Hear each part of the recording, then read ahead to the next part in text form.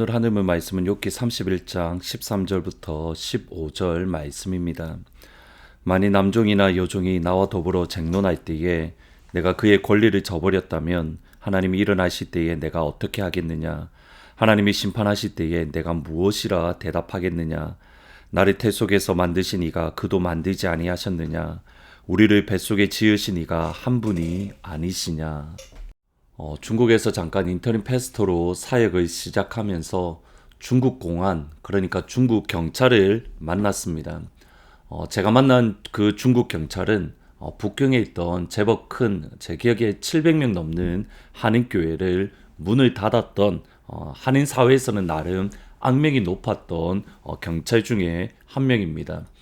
만나기 전에 자꾸 머릿속에 떠올랐던 그림이 뭐냐면 국민학교 때 배웠던 그 그림, 머리에 뿔이 나고 눈은 빨갛고 또 악한 눈을 가진 그런 공산당 그림이 계속 생각이 나는 겁니다. 근데 막상 만나보니 우리와 다를 바 없는 평범한 사람인 것을 보고 사실 깜짝 놀랐습니다. 근데 또 다른 측면에서 놀랐던 것은 중국 경찰을 만나면 어떤 말을 어떻게 해야 될 것인가, 사실 그 전날 교회에서 미팅을 가졌던 적이 있습니다. 근데 그것 때 했던 말들을 이미 그 경찰이 다 알고 이야기를 하고 있는 겁니다. 그때 알게 된 것이 진짜 도청을 하고 있구나. 그래서 내가 하는 말들, 내가 어떤 말을 어떻게 하는가 다 듣고 있구나. 그러면서 마음 한쪽에 움찔거림이, 약간의 두려움, 약간의 걱정이 있었던 것도 사실입니다.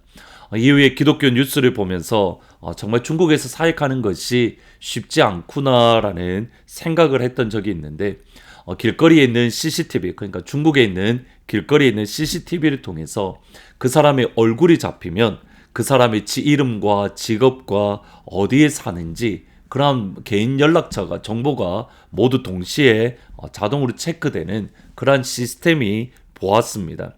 선교사님이 어느 곳에 가서 누구와 어떻게 만나는가, 그 모든 것들을 중국 경찰이 이제는 정확하게 분명하게 확인할 수 있는 그러한 상황이 되었습니다. 그리고 실제로 이후에 많은 중국의 선교사님들이 추방을 당했습니다. 누군가가 나의 삶의 모든 순간들, 나의 생각들, 나의 입술을 모두 알고 모두 보고 있다면 여러분은 어떤 마음이겠습니까? 마음이 쉽지 않고 마음 한켠에 찝찝함이 있을 것 같습니다.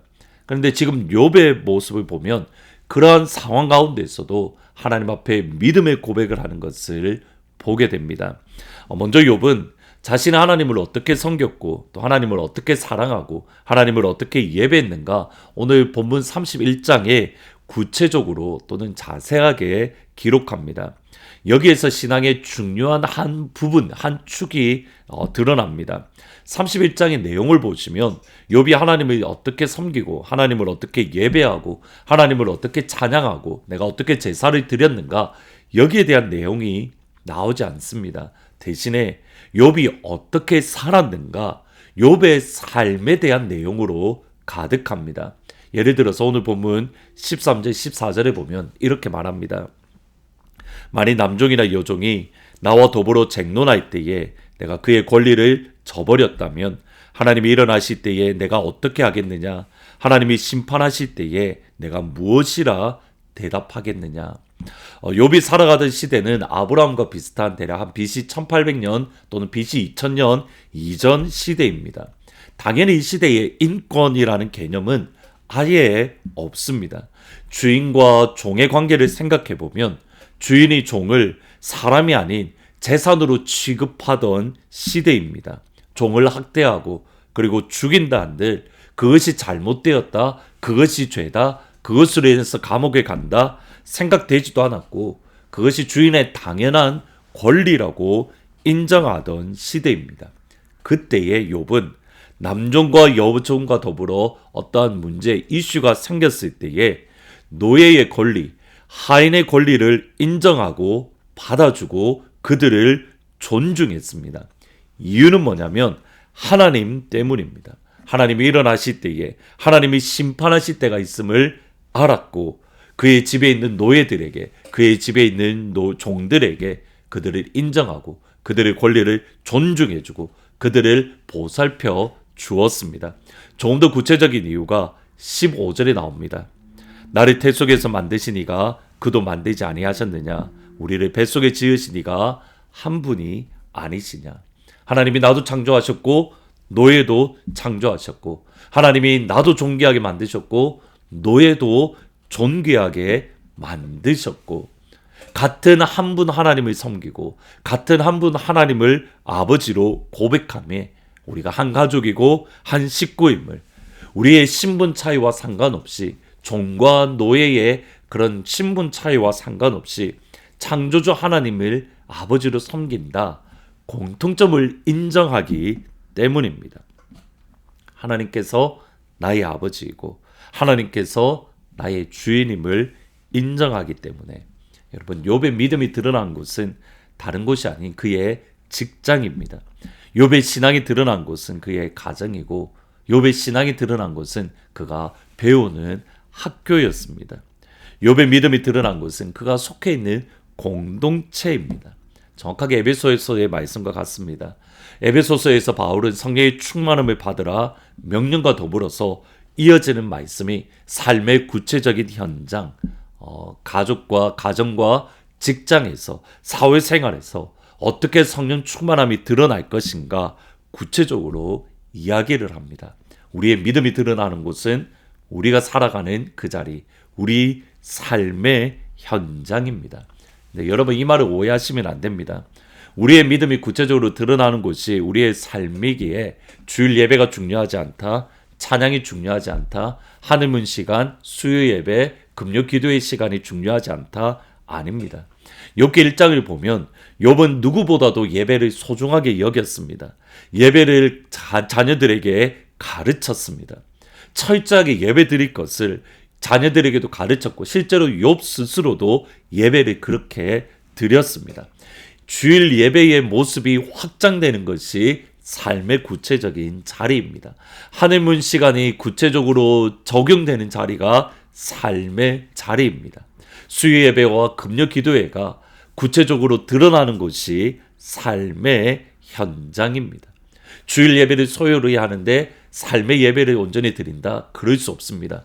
주일 예배를 온전히 드릴 때에 그것이 연결되어서 구체적인 삶의 자리에서 우리의 신앙이, 우리의 믿음이 구체적으로 드러나는 겁니다. 욥의 믿음이 놀라운 것은 욥의 삶의 모든 자리를 CCTV를 찍어도 아무런 문제가 없다고 하나님 앞에 고백하고 말을 하는 것. 실제로 하나님은 욥의 삶이 잘못되었다 그렇게 말하지 않습니다. 욥의 주일의 신앙이 평일의 신앙이었고, 욥의 주일의 찬양의 시간이, 모습이 평일의 그의 입술의 고백이었고, 주일과 평일의 신앙이 분리되지 않고 하나가 되었던 믿음, 바로 로마서 12장 1절 2절에 나오는 그 신앙입니다. 그러므로 형제들아, 내가 하나님의 모든 자비하심으로 너희를 권하노니 너희 몸을 하나님이 기뻐하시는 거룩한 산제물로 드리라. 이는 너희가 드릴 영적 예배니라. 너희는 이 세대를 본받지 말고 오직 마음을 새롭게 함으로 변화를 받아 하나님의 선하시고 기뻐하시고 온전하신 뜻이 무엇인지 분별하도록 하라. 주일의 신앙이 평일의 신앙으로 확장되고 연결되어지는, 하나가 되는 그러한 믿음, 그러한 신앙, 우리 모든 하늘문 가족들이 되기를 주님의 이름으로 축복합니다. 주일 예배의 신앙과 삶의 예배가 하나가 되는 믿음입니다. 기도하십니다. 하나님, 주일날 우리가 삶의 예배를, 주일의 예배를 우리가 어떻게 드리는가에 따라서 우리의 삶의 예배로 연결되어지는 것을 오늘 말씀을 통해서 생각해 봅니다. 하나님, 우리의 주일 예배, 또 하늘문 시간, 또 금요 기도의 시간에 우리가 정말 힘을 다하고 기도하고 찬양하며 그것이 확장되어서 우리의 가정에서, 우리의 직장에서, 우리의 학교에서 그 주일의 신앙이 전파되어지고 구체적으로 드러나는 그런 귀한 하늘문 가족들이 될 수 있도록 아버지 인도하여 주옵소서. 하나님 앞에서 날마다 믿음으로 살아가는 귀한 하늘문 가족들이 될 수 있도록 이 시간에도 하나님의 임재를, 하나님의 영광을 우리 가운데에 풍만하게 풍성하게 부어 주옵소서. 예수님의 이름으로 기도합니다. 아멘. 오늘 하늘문의 예배의 신앙이 여러분의 삶의 예배의 신앙이 될 수 있기를 주님의 이름으로 축원합니다. 보여지는 예배 아니 마음으로 드리는 예배 노래하는 찬양보다 삶으로 고백되는 예배 나를 위한 예배 아니 주님 뜻을 향한 예배 내 마음과 정성 다하여서 주 앞에 드려지는 예배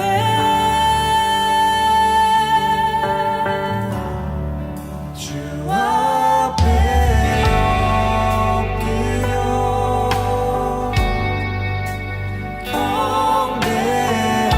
경배합니다. 온전한 예배 내 맘의 예배 내 모든 것 받기 합당하신 분 주 앞에 엎드려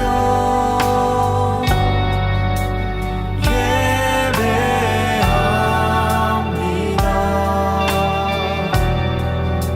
나의 모든 삶 나의 모든 뜻 말씀 앞에 순종하는 삶의 예배 드리기 원하네.